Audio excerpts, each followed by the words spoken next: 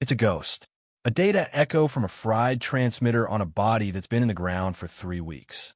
What you're asking my team to do is chase a memory. Lieutenant Commander Reynolds gestured dismissively at the main screen, his voice dripping with the kind of academic arrogance that only a man with a fresh master's degree and zero combat experience could muster. The small crowd of analysts and officers in the Joint Operations Center shifted uncomfortably. A few offered weak, sycophantic chuckles. In the corner, seated before a small, auxiliary console, the woman who had brought them this memory didn't flinch. She hadn't spoken a word since a grim-faced colonel had escorted her in an hour earlier, her civilian clothes, a plain gray hoodie and worn jeans, a stark anomaly in the sea of digital camouflage. She was small, unassuming, with dark hair pulled back in a simple, severe bun and a face devoid of makeup or expression. She looked less like an operator and more like a librarian who had taken a wrong turn. But when the fleet's most respected signals intelligence officer had publicly mocked her finding, her focus remained unbroken. Her eyes, dark and steady, were fixed on the waterfall of raw data scrolling down her screen. Her posture was perfect, a study in disciplined stillness. The only movement was the slow, methodical tap of a single finger against the side of her keyboard, a quiet, rhythmic beat in the tense, humming silence of the room. A few observers noted the worn, faded patch on her backpack leaning against the chair, a symbol none of them recognized, but its edges were frayed with a history they couldn't comprehend. Reynolds, however, saw only a civilian, an outsider, an emotional variable in his perfect, logical equation. He saw a ghost hunter, and he was about to perform an exorcism. Reynolds continued his lecture, his voice rising as he warmed to his subject, basking in the attention of the command staff. The signal you're seeing is a classic harmonic artifact, a feedback loop caused by the catastrophic failure of the SEAL team's primary comms unit during the ambush. It carries the right encryption signature because it's literally an echo of their last valid transmission, bouncing around the ionosphere. It has no direction, no source, no life. It is, for all intents and purposes, the digital ghost of men we have already lost. To divert assets, to risk a quick reaction force for what amounts to atmospheric noise, is not just irresponsible. It's a dereliction of our duty to the living. He punctuated his speech with a sharp, conclusive nod, as if he had just solved a complex theorem. He glanced over at the woman, expecting to see her humbled, perhaps even in tears. He wanted to see her quiet confidence break. Instead, she remained a statue of calm. Her hands, which had been resting in her lap, now moved to the console. They were steady, deliberate, her fingers hovering over the keys with a practiced familiarity that was unnerving. She still hadn't looked at him. She hadn't acknowledged his presence or his meticulously constructed argument. Her silence was not one of submission.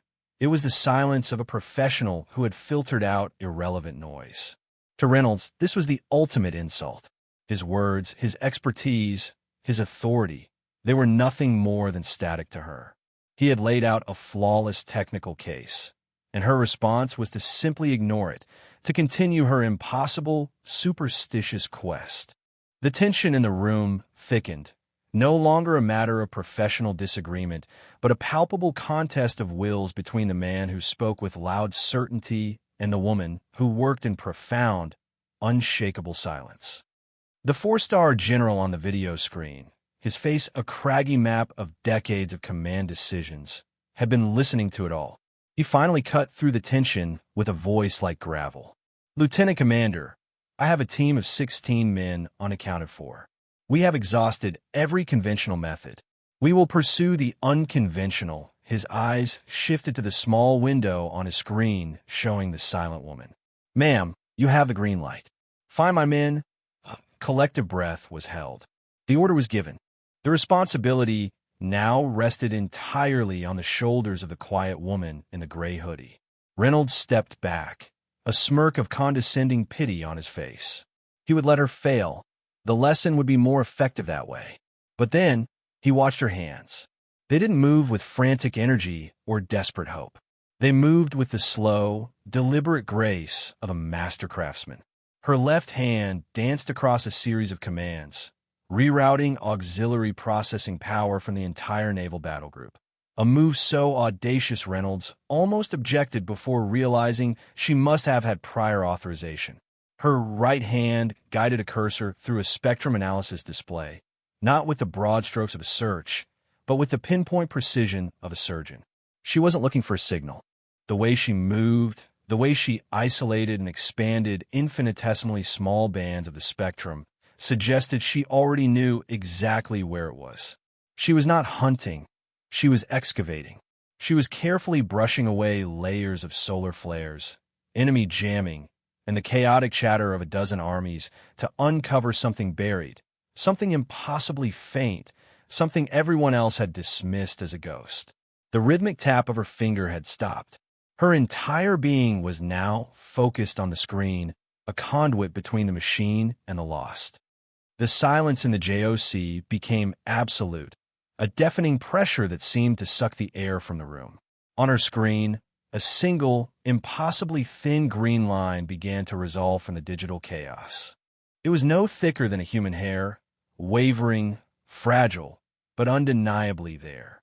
It was a signal that, according to Reynolds's textbooks, should not exist. It was a microburst transmission, using a deprecated encryption algorithm from a piece of hardware that hadn't been in service for over a decade. It was a whisper in a hurricane. With a final, precise keystroke, she locked it. The screen flashed, and the thin green line solidified. Data packets, clean and verified, began to flow. Coordinates appeared, stable and repeating. Then, a single data string, a call sign that hadn't been uttered on any network in 3 weeks. Pathfinder, a collective gasp rippled through the room. It was the call sign of the missing SEAL team's leader. The signal wasn't a ghost. It was a lifeline. The screen then populated with a single, clear biometric reading linked to the call sign. Heart rate, 52 beats per minute. The calm, steady pulse of a warrior waiting for rescue. The camera feed in the JOC automatically focused on Reynolds. His face, just moments before a mask of smug certainty, had collapsed. The color drained from his cheeks, his jaw hung slack, and his eyes were wide with a kind of primal disbelief that went beyond professional error. He stared at the screen, at the proof of the impossible, and could only manage to whisper a single, broken phrase. That's not possible. The ghost was real, and the quiet librarian in the corner had just shown them exactly where to find it. Just as the operations officer began barking orders to scramble the QRF, the main door to the JOC hissed open.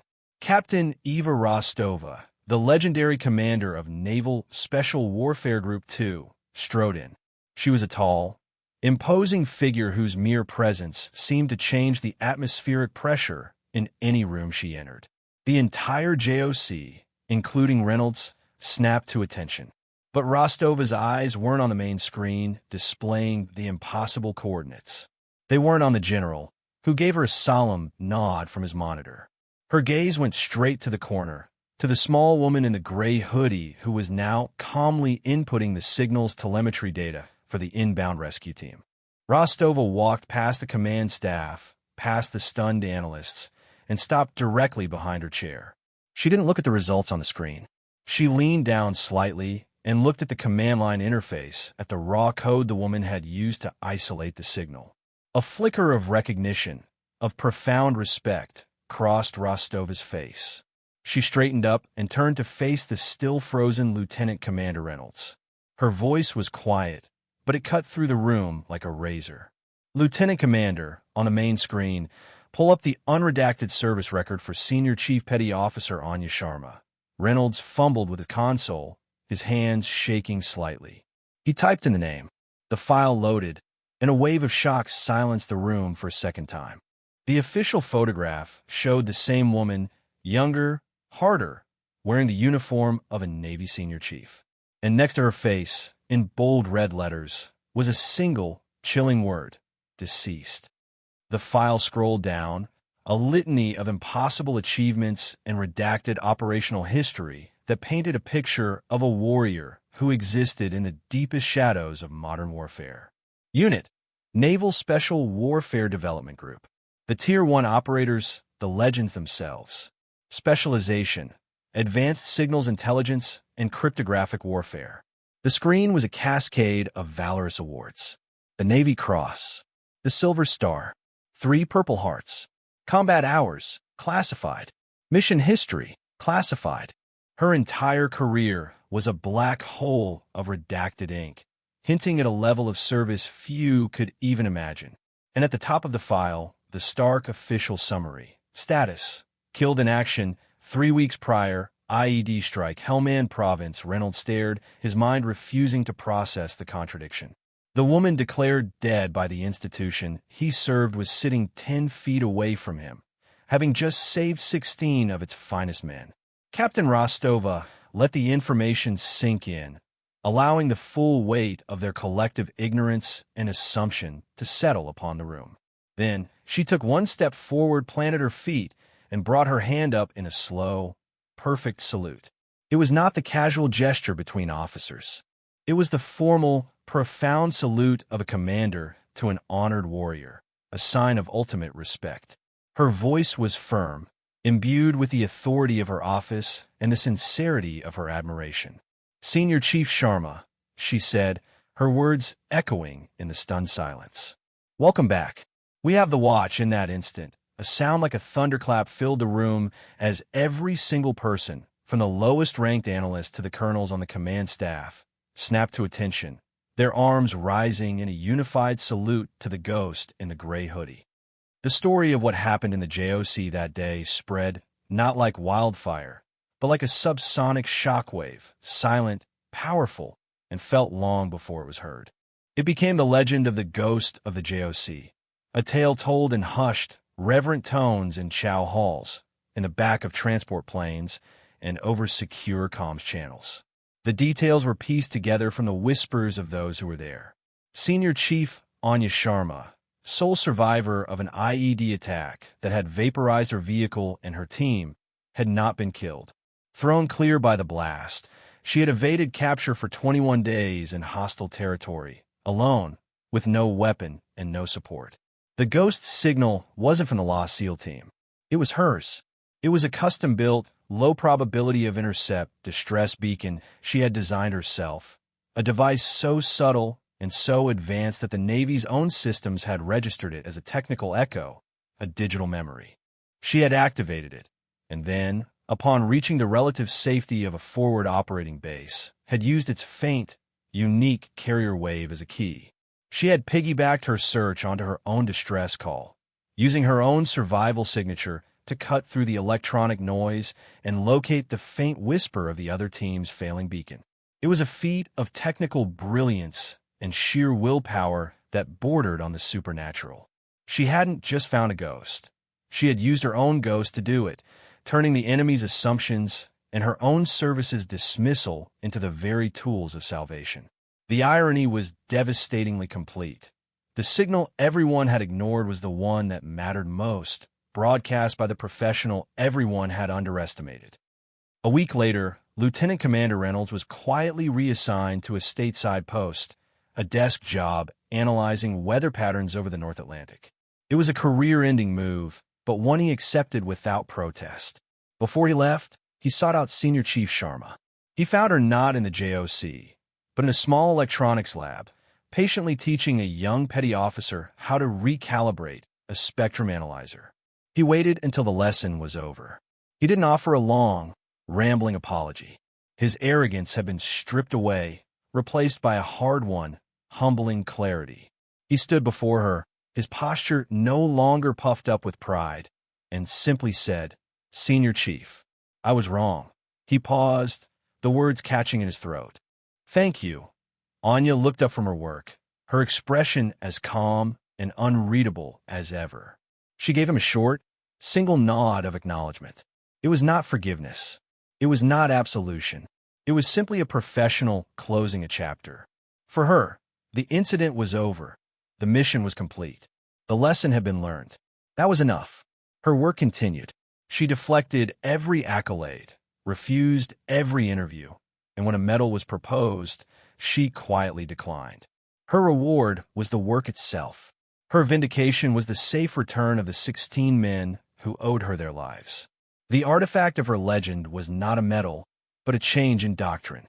The obsolete frequency she had used, once relegated to the junk heap of communications history, was officially reinstated in all special operations comms packages.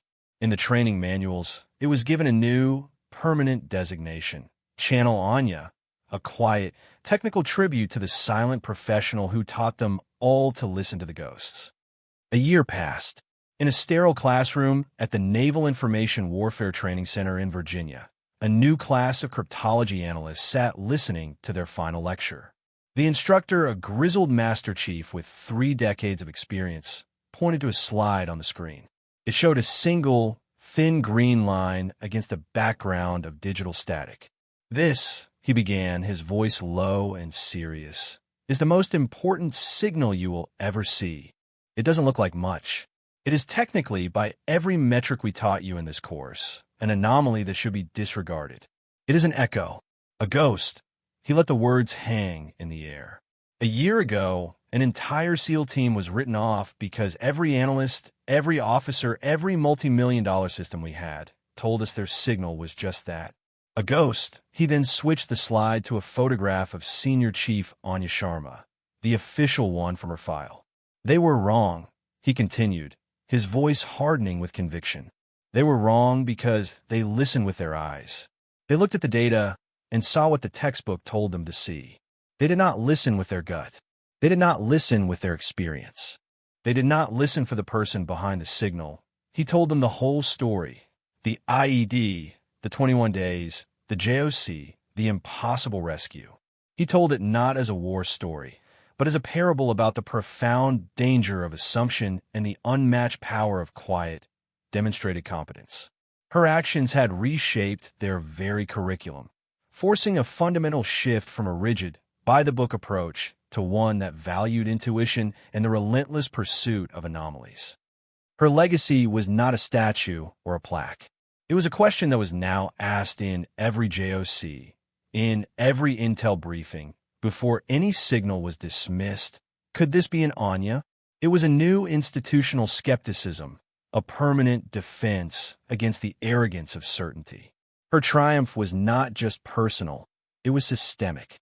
She had forced a machine built on rigid protocols to remember the human element, to value the outlier, to respect the whisper. The true strength of a warrior, she had taught them, was not in the volume of their voice or the prestige of their rank, but in the clarity of their focus and the precision of their actions. Respect, she had proven, was not a right of rank. It was a frequency that could only be heard when earned through undeniable competence. Her silence had become a symbol, a powerful reminder that the most profound statements are often made without uttering a single word. True legacy isn't found in the stories they tell about you after you're gone. It's found in the lessons that live on, in the procedures that are changed, and in the lives that are saved long after your work is done. It is the quiet, persistent signal of a job well done, echoing into the future. For more stories where quiet competence triumphs over loud assumption and where silent dedication defines their worth, subscribe to Unknown Heroine Stories.